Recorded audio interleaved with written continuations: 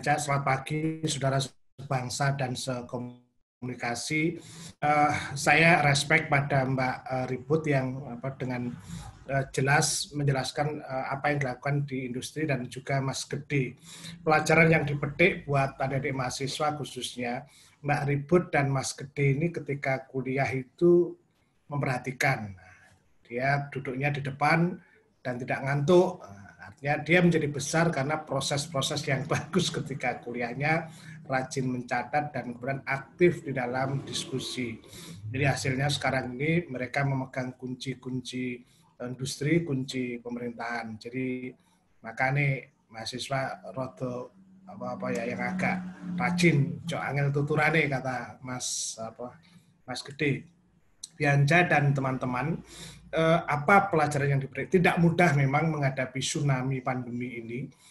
Ini adalah peristiwa sama terjadi 100 tahun yang lalu di Indonesia, dan kala itu Indonesia itu urutan ketiga korban kematiannya dengan apa yang disebut dengan pandemi flu Spanyol. Diketemukan di Spanyol korbannya meskipun virus itu dari Afrika. Nah, kita urutan ketiga, top kan, top tapi jembretnya. Nah, kenapa demikian? Karena satu, kala itu pemerintah mengabaikan rakyat karena zaman Belanda dan mereka hanya mikir dirinya sendiri dan tidak memberikan informasi yang memadai. Yang kedua penyebabnya adalah perilaku yang tidak rasional yang dilakukan masyarakat yang menganggap pagebluk atau pandemi itu sesuatu dari Tuhan dan kemudian mereka berpasrah, tidak ada ikhtiar, dan mereka lebih percaya pada dukun, hal-hal yang irasional. Nah, inilah yang kemudian rumit. Nah, hari ini 100 tahun dari 1918 kalau Anda baca itu, sekitar itu ya 2019 kita mulai muncul itu di akhir di Wuhan itu, ini lebih rumit karena ada pertemuan antara virus ya, virologi dengan viralogi. Hancurlah. Jadi pertemuan itu lebih cepat. Kadang-kadang kan viral itu kecepatannya lebih cepat dari datangnya caratan malaikat katanya. Netizen dengan benar dengan segala kata-katanya. Karena itu ini pelajaran bagi teman-teman komunikasi karena pemilik masa depan itu Anda. Kalau saya dan Mas Iga ini kan pemilik masa silam. Itu pun gelap katanya. Nah, kita coba slide karena itu kunci pertama di dalam komunikasi adalah mendengarkan. Jadi itu kan sesuatu, kalau bisa mendengarkan sesuatu yang tersirat, yang tidak pernah diucapkan itu yang hebat tuh itu. Jadi manakala mahasiswa bisa melakukan itu, maka dia akan bisa menjadi dia akan menjadi orang yang gede dan bisa meributkan industri itu ya, kuncinya di situ. Oke, slide kedua Mbak Bianca, kita lihat bagaimana fakta-fakta yang kemudian merumitkan persoalan ini. Kita lihat misalnya, akibat tidak di lockdown kemarin, maka kita di lockdown 59 negara. Mau apa sekarang? Padahal ketika awal-awal kita sudah advis kepada pemerintah, Pak, di lockdown saja, dan masyarakat, kita terima kasih pada masyarakat ya yang terutama RT, RW, iuran, dan mereka melockdown dirinya sendiri. Tapi kan pertahanan itu jebol, seperti jebolnya Suara Surabaya 24 jam yang lalu, ketika 2 hari yang lalu yang mengumumkan ada 18 pekerja media, terutama yang media digital. Pelajaran apa yang dipetik dari SS? Adalah pelajaran keterbukaan informasi yang penting bagi masyarakat. Kejujuran itu memang pahit, tetapi anggap dia sebagai obat atau jamu yang kemudian bisa meningkatkan imunnya. Besok tanggal 3 Oktober, semalam saya bertemu dengan 3 bupati merumuskan karena di kawasan Probolinggo itu rumit dan akan didatangkan Pak Menteri Polhukam karena dia juga kiai untuk bertemu dengan para kiai di Jawa Timur. Kenapa? Karena pondok sekarang sudah menjadi klaster yang sangat mengerikan. Anda ingat mungkin di awal-awal itu pada bulan Februari itu di Temboro itu sebuah pondok komunitas di Magetan kan agak terpisah dengan penduduk. Itu interaksinya tinggi, dia ada dari Malaysia, dari Irak, dari macam-macam, dan kemudian menjadi klaster awal di Jawa Timur.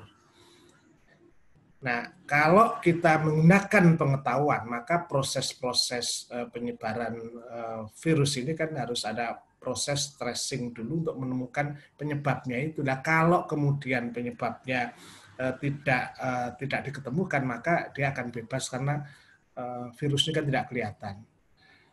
Data yang saya buka mungkin dari Satgas Nasional, mungkin khusus kepada mahasiswa ini di Jakarta ya. Saya nggak tahu di Jawa Timur ini datanya bisa dibaca nggak. Mas Gede mungkin harus dibantu teman-teman komunikasi itu sudah biasa diajak, karena usulan saya adalah libatkan anak muda di dalam proses penanganan COVID ini. Orang tua biar di rumah, biar istirahat karena dia rentan ya. Orang seperti saya ini kan usia 50 ke atas kan rentan, apalagi yang punya komorbid jantung, lever, kemudian kencing manis dan sebagainya misalnya seperti itu. Nah, biar anak muda melakukan, kita harus mengambil alih, kita harus membuat keputusan yang darurat. Yang sekarang itu saya nantang kepada mahasiswa, makanya Anda ini jangan terlalu berkutat dengan diri Anda. Negeri ini butuh Anda, gitu. Negeri ini butuh Anda, bukan butuh terus berjuit mendengarkan musik atau nonton drakor terus ya. Netflix itu Anda itu korbannya jadi konsumen, maka mulai mikir sekarang. Jadi kalau masa nggak mikir, ya sudah Anda nggak usah jadi mahasiswa, itu penting. Mulai sekarang berpikir, mahasiswa harus gelisah, bukan galau. Tahu nggak bedanya galau dan gelisah? Nanti saya jawab setelah acaranya selesai.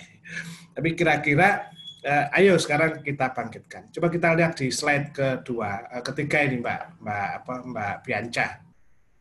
Anda akan melihat bagaimana data-data yang mungkin kualitatif yang bisa dijelaskan. Nah, ini yang terjadi akibat kekacauan, keraguan dari pemerintah mengambil keputusan mau lockdown. Saya ingat Mas Gede mungkin tahu bagaimana proses pembatasan sosial berskala besar di Surabaya dan Malang. Ini kan proses tarik-menariknya luar biasa. Bahkan pemerintah pun bergelut apa ya? Gegeran hanya perkara mobil PCR itu ya. Ini kan saya kira tontonan drakor yang tidak menarik bagi adik-adik. Karena apa? Prinsip komunikasi itu pertama kalau dari adalah keterbukaan. Nah, sekarang pondok yang itu tanggal 3 itu akan didatakan, dikumpulkan, diperjelas, dan mereka harus jujur ini. Ini kita tidak bisa lagi dengan menggunakan feeling atau apa-apa, tapi harus dengan nalar yang masuk akal. Tetapi karena sudah terjadi kekacauan, keterlambatan itu, maka berkembanglah informasi yang tingkat kesahihannya tidak bagus itu loh. Dan banyak sekarang itu ada misalnya buzzer, ada macam-macam. Sejak tahun 92 ada buku namanya Take Today, itu menceritakan dengan prosumer. Nah, prosumer itulah yang kemudian merevolusi cara komunikasi manusia. Meskipun nanti kita nanti akan mengaudit komunikasi, karena yang tidak dilakukan pemerintah Jawa Timur, Indonesia, itu adalah audit komunikasi terhadap program-program komunikasi publik. Kita lihat sekarang akibatnya nanti ada misinformasi, ada disinformasi, ada malinformasi. Nah, kekacauan informasi, ketidakjelasan itu melahirkan apa? Republik yang sekedar guyonan, republik yang yang hanya mengkritik, mencaci, dan tawaran solusi itu tidak selesai. Maka posisi perhumas, posisi bagian humas, posisi komunikasi publik tergeser oleh Butejo. Butejo itu orang hebat, dia kuat, dia rasional, padahal ada sesuatu yang dia disinformasi atau bahkan misinformasi pastinya. Nah, kita kadang-kadang fatalnya melakukan malinformasi, sesuatu yang tidak boleh dikatakan kemudian harus dikatakan. Anda tahu yang di UNER misalnya ada kasus isu bullying terhadap masa PPDS. Saya kumpulkan dari sekian itu, dan hanya satu berita itu muncul awalnya dari koran yang tidak terlalu hebat ya. Saya dijelaskan semuanya, saya bongkar. kasus fetis misalnya, saya coba selesaikan, UKT, rumah sakit misalnya. Ini kan media kita terlalu liar dalam itu. Ketika saya menjelaskan tentang rumah sakit UNER bahwa kami sedang menata internal karena jumlah pasien itu waktu itu 3 bulan lalu itu di tempat ini ya, di tempat UGD itu 30 orang berjubel dan tidak sehat. Kemudian kita tutup, kita tata. Saya jelaskan, saya ajak wartawan dengan terbuka. Dan di antara 40 wartawan itu bagus semua, tapi yang satu yang kadang-kadang juga tetap juga pengen. Saya mengatakan kami menata internal seperti ini. Kita tunjukkan, kita jelaskan, kita ajak wartawan untuk berempati. Tapi yang keluar satu dan itu media besar. Ini nanti ada pelajaran ekonomi politik media. Bu Ida, nanti ada Mas Ika, ada akan menjelaskan. Nah, di situ yang keluar apa? Wajah saya ada, saya menyatakan internal, tapi suara saya nggak keluar, tapi judulnya adalah Rumah Sakit UNER tumbang.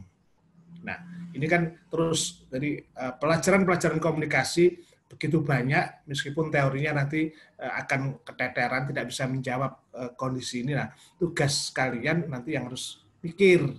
Makanya jadi biasa mikir. Ojo mikir absen, kata Bu Tejo itu. Lewat itu. Masih yang mikir absen itu nanti kalau lulus nanti nasibnya tidak jelas. Oke, terus Mbak Bianca. Slide yang keempat ini akan mengajak kita kepada tentang ini yang terjadi adalah pertempuran antara Bu Tejo dan Yuning. Nah, posisi negara itu kadang Yuning itu menjelaskan juga susah juga. Bu Tejo menang. Nah, sekarang yang menang adalah Bu Tejo itu. Terjadi yang kita sebut dengan overload communication dan kemudian otoritas kurang dipercaya. Otoritas kurang dipercaya. Kampus, pemerintah ngomong apa aja kemudian dinegasi oleh masyarakat. Dan ini karena apa? Komunikasi tidak dilakukan secara serius oleh negara. Itulah kenapa sekarang muncul kami terlibat dalam proses yang kita sebut dengan perubahan kampanye perubahan perilaku, meskipun itu juga perdebatannya luar biasa karena Indonesia terlalu luas. Nah, akibat dari otoritas komunikasi itu tidak dipercaya, dokter juga sebagian juga ada yang beda fiksi, maka akibatnya orang-orang itu mencari informasi, ya kayak Tapu Tejo tadi, nyari internet dan kemudian mereka juga salah itu. Hari ini di Indonesia ada 100 dokter yang meninggal dunia. Dan ini menurut saya adalah pertahanan yang roboh yang luar biasa. Jadi dokter itu berat. Dan tidak mudah dia pertaruhkan idealisme. Tapi di masyarakat masih muncul juga. Jadi ada sebuah kejadian orang meninggal dan kemudian protokol kesehatan dilakukan, tetapi masyarakat menganggap itu para dokter meng-COVID-kan orang. Cari duit aja misalnya. Ini kan isu yang muncul yang kita sebut dengan rumor semacam itu. Nah, akibatnya apa? Akibatnya mereka tetap melakukan tradisi dikir wida, kumpul doa. Padahal sudah diberitahu, silahkan tapi berjarak. Tapi karena pengetahuan yang tadi saya awal sama dengan 100 tahun yang lalu tidak memadai, masyarakat melakukan. Nah, akibatnya apa? Akibatnya dalam 2 bulan ada 6 orang mati yang hadir dalam tempat itu karena juga kena COVID. Kasus itu ada di daerah saya sana di Madiun sana yang saya tempoh hari saya nggak berani pulang gara-gara ada kasus itu. Nah, kita perlu teman-teman apa yang dilakukan bagi mahasiswa komunikasi ya tentu kita harus tahu bahwa pandemi ini menyebabkan krisis multidimensional yang pasti krisis komunikasi. Nah, krisis komunikasi, komunikasi risiko, memperhitungkan apa yang muncul, itu yang pelajaran-pelajaran di dalam perkuliahan ke depan harus kita lihat. Nah, oke, terakhir Mbak Bianca mungkin bisa diperlihatkan apa yang kita lakukan sekarang di dalam menghadapi ini. Nah, ini yang saya kira ada perlu riset dan belum ada. Saya kira Mas Ika selaku komandan yang masa depan ini kan harus bisa membuat riset. Satu yang kurang adalah audit komunikasi. Apakah yang dilakukan Mas Gede, orang pemerintah tadi, sudah benar? Apakah Kartolo itu cocok betul tadi di Banyuwangi? Apakah Ari Lasso itu terkenal di Pacitan? Di sana yang terkenal malah Siti Mariam penyanyi dangdut lokal misalnya. Itu yang harus dihitung dan siapa yang berpengaruh misalnya. Jadi salah satu tugasnya anak komunikasi adalah riset komunikasi. Ini yang apa ya, audit komunikasi, menanyakan kepada publik apakah Anda sudah tahu kenapa pakai masker. Ini kan belum tahu. Orang kemudian dipaksa untuk melakukan itu. Awal dalam kondisi darurat krisis boleh dilakukan, tapi orang harus diajak bernalar dan proses-proses komunikasi itu harusnya pengetahuan itu menjadi keputusan apakah industri, apakah pemerintahan. Demikian juga jumlah yang dipakai. Sekarang over di dalam media sosial, tapi kemudian tidak apa ya, ya wacana saja tidak selesai. Sekarang misalnya lembaga pemerintah ada hotline tentang COVID, tapi ketika ditelepon selalu tidak ada jawaban. Dalam situasi itulah kita mengalami kekacauan informasi, overload, dan itu membuat orang membuat keputusan sendiri tanpa dasar kesahihan informasinya perlu dipertanyakan. Tapi di masa depan audit komunikasi, riset komunikasi menjadi bagian penting ketika kita membuat keputusan-keputusan yang harus dilahirkan. Satu yang saya ceritakan, tapi jangan bilang siapa-siapa. Di Jakarta itu klaster yang paling berat itu dan jumlah yang terkena COVID besar itu adalah kalangan usia 19 sampai 40. 19 sampai 40. Kenapa? Dan itu kebanyakan adalah anak-anak muda yang nongkrong dan klaster yang kelompok-kelompok yang tidak kontrol ketika kita tidak melakukan lockdown dengan pasti. Jadi kalian yang nongkrong, saya tidak melarang nongkrong, silahkan, tetapi Anda harus bisa menggunakan tradisi-tradisi baru, yaitu ada perilaku baru. Satu, selalu pakai masker. Udahlah masker. Ya maskernya dicuci lah, termasuk perilaku sehat. Ya mandi, walaupun Anda kuliah daring, ya tetap aja mandi yang cakep gitu. Masa mahasiswa kok belepotan, harus cakep. Dan ketiga, jaga jarak. Tetap jaga kesehatan. Terima kasih dan sampai ketemu. Salam.